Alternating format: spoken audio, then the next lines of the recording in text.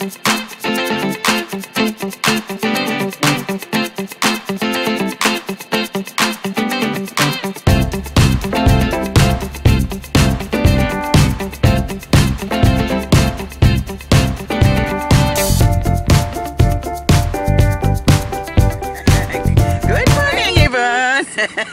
a wonderful day. Oh, it's not there anymore. Good morning, everybody. This is dear Mama Sal. Wow. I just took a corner. And it went from beautifully blue sky to black sky ahead of me. And look how I'm dressed. I mean, it isn't just sort of dark clouds. I'm talking, you know, that deep purpley, that's a thunderstorm type black. Wow, that's quite something. Anyway, good morning, everybody. This is dear Mama Sal, driving into a thunderstorm without a raincoat. 16 degrees here in southern British Columbia, which would make it 61. We know that's reversed. I should remember that. On what appears to be a changeable day. Why didn't I remember it's going to rain today? Whoa, those clouds are nasty. Hang on. Hang on.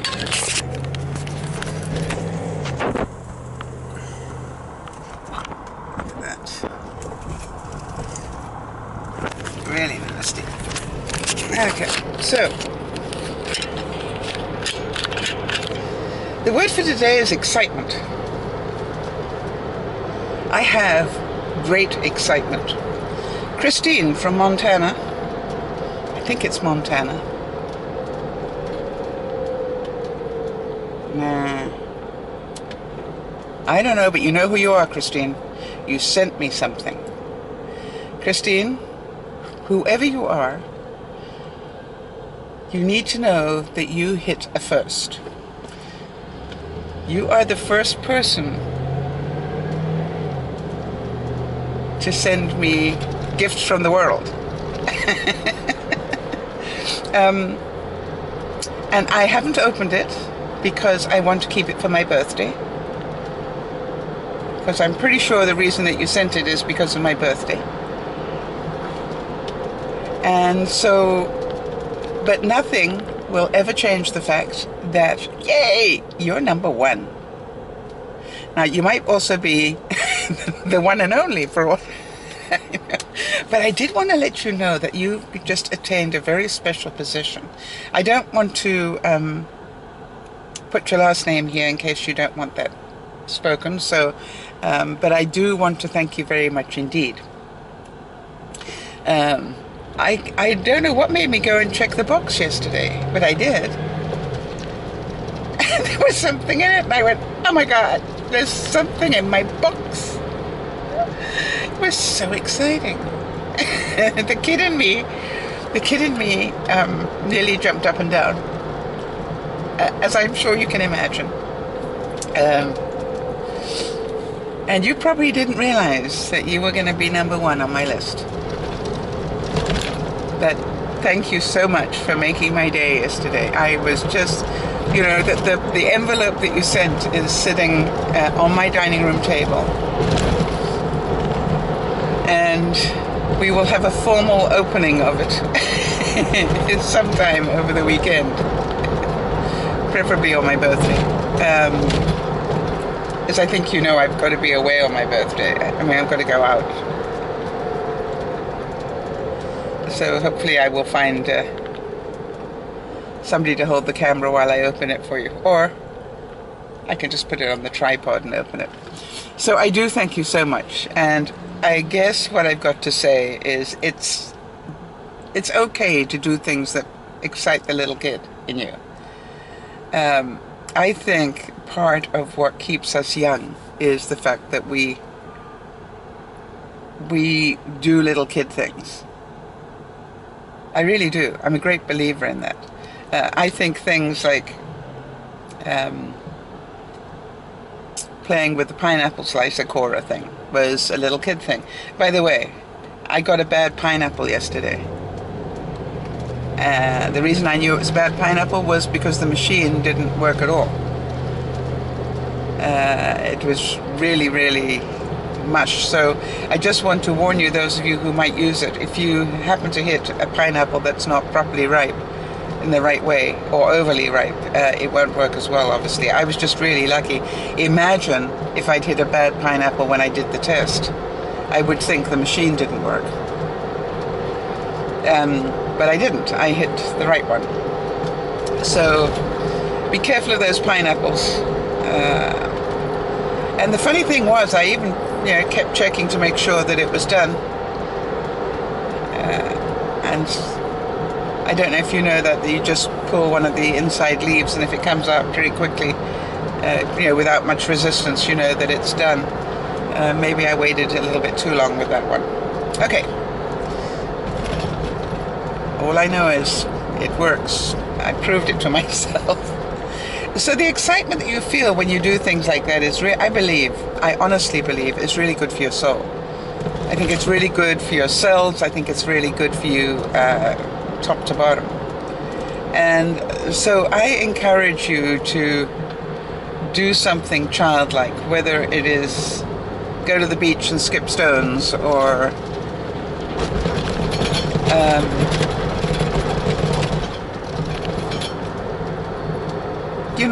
just find something to do that is a little childish once in a while. Play mud pies, Make chocolate-covered marshmallows, just because you can. I just got to open a window. I still think I got exhaust fumes coming into my car. So, I think that what makes life so much fun is when we understand that we're responsible for the fun. I think for a lot of my life, I expected other people to be responsible for my fun. Especially, I hate to admit it, when I was married. I would sort of go, well, he's not making me happy. Well, it wasn't his job.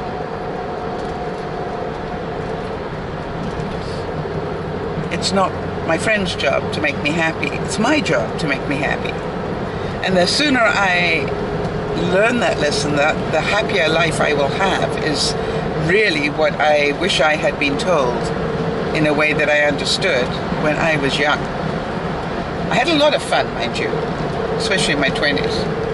Fun that I won't be discussing. But I had a lot of fun. But somewhere along the line, I think I grew up and didn't. And I kept thinking other people were going to make my life happy for me. Well, yeah, forget that one. And so I'm really, really pleased that along the way, I learned the lesson that I'm responsible for my own happiness. And I also found out, much to my excitement, that it didn't require that I make other people happy. It's a bit like when I started Dear Mama Sal, and I want to give that story in just for a second, because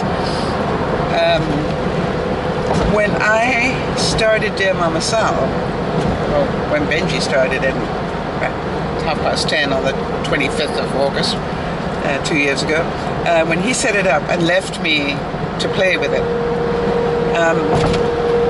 As some of you know, I really didn't know what to do. I had no idea. I didn't know what vlogging was. I didn't know how to record. I didn't know how to edit. I didn't know any of those things. And it always amazed me that Benji just, set up the YouTube site and said, there you go.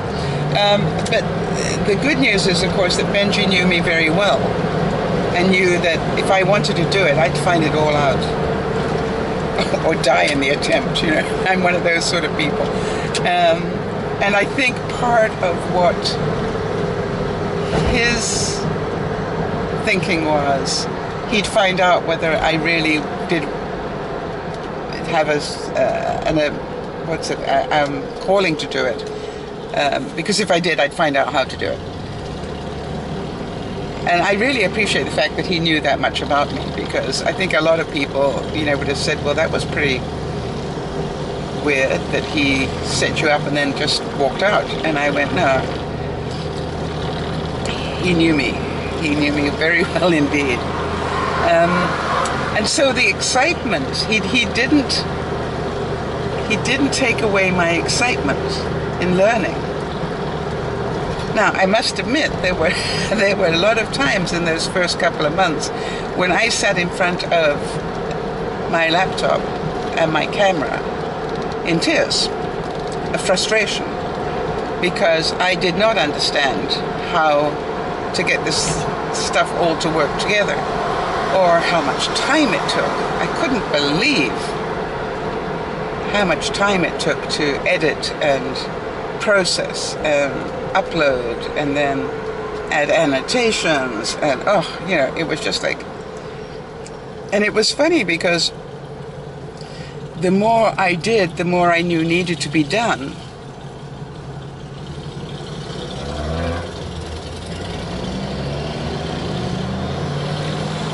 And then what happens was, the more you need to do, the more time it's going to take, sort of thing. So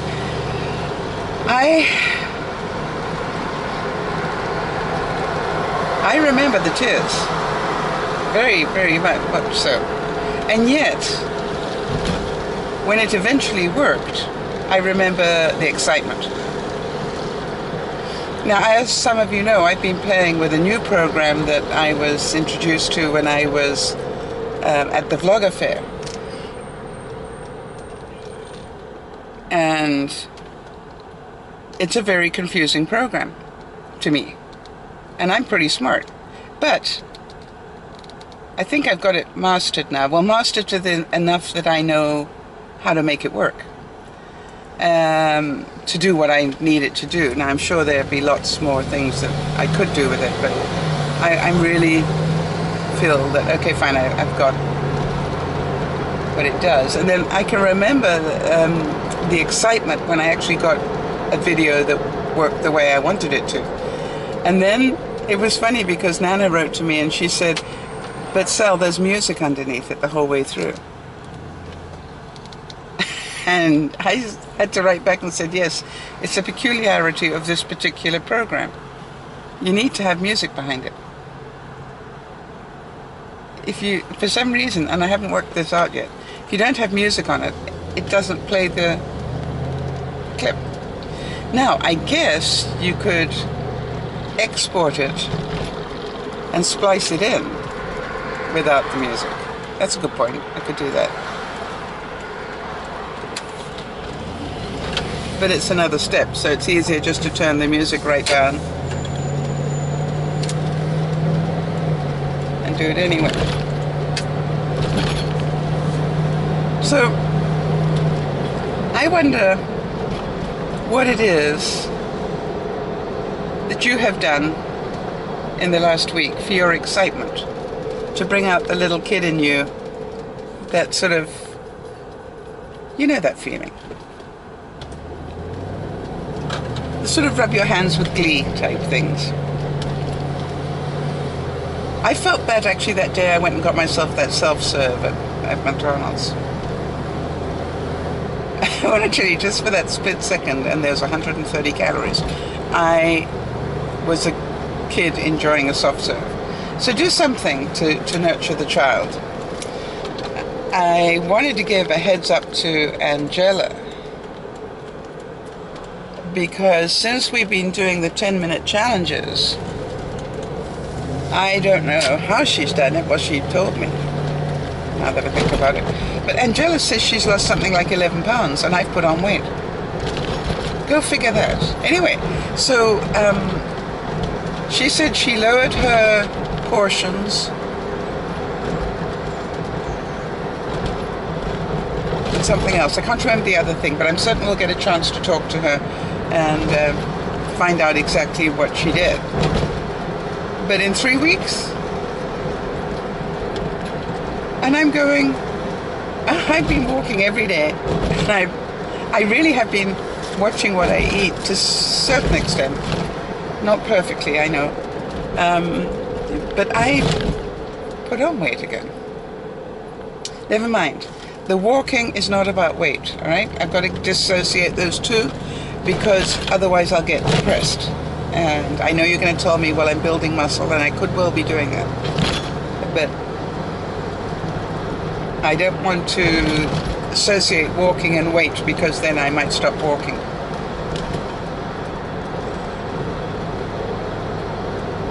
And I don't want an excuse. I've done very well for 3 weeks, and I'm going to keep doing it. And for whoever it was that wrote to me and told me what that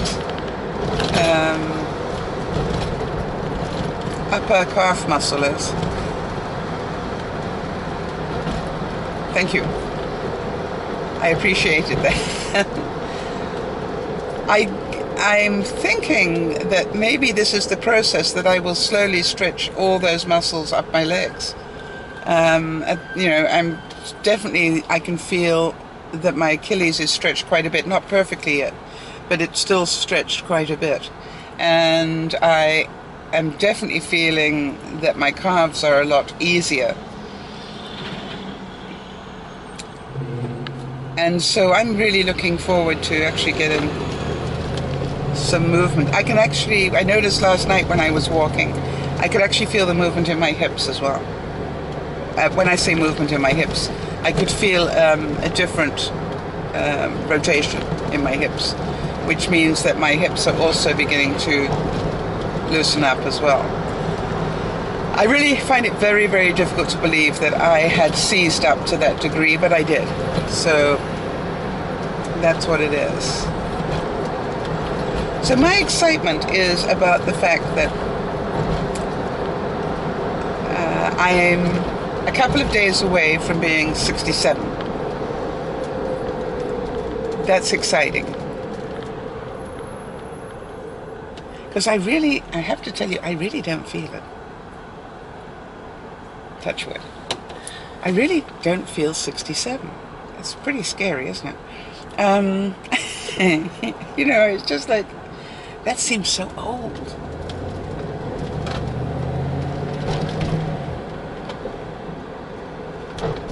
But I'm very happy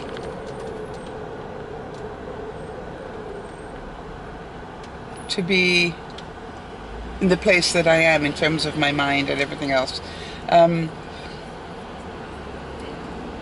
very happy to be this excited about life, and this excited about learning, and this excited about having fun. I just wanted to mention, in case any of you were wondering, I did hear from Kerry last night, or this morning, and she seems to be in a medium okay place, for those of you that care a great deal, and I know many of you do, so I just wanted to mention that. So I'm looking forward to the next year, and hopefully many, many years of good health and fun and laughter, and hopefully for you guys some wit and wisdom along the way. So I'm really looking forward to that. I just, you know, think, wow, this is good stuff. So my wish for you today is that I wish you to entertain the child in you. Yeah, if you've got children, it's much easier, because you can build a tent in the living room, or do whatever, depending on what the weather is, you know, build a tent outside, you know, go camp for the night.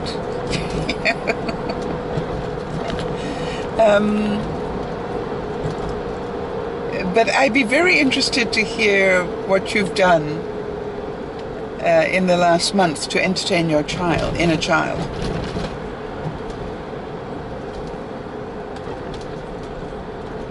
And if you've done nothing, please make it a priority. And really be aware of the difference it makes to you. I think that's part of the reason why we all enjoy the broadcasts, right? It's because we get to laugh a lot. We get to laugh a lot about all sorts of things. And mostly you guys get to laugh at me. But it's like, I think that's part of the inner child stuff, right? Is that we don't take life too seriously, except if there's somebody with an issue. If there's somebody who's got a problem, we take it very, very seriously. And willingly so. But what I love about the broadcast is we do laugh a lot.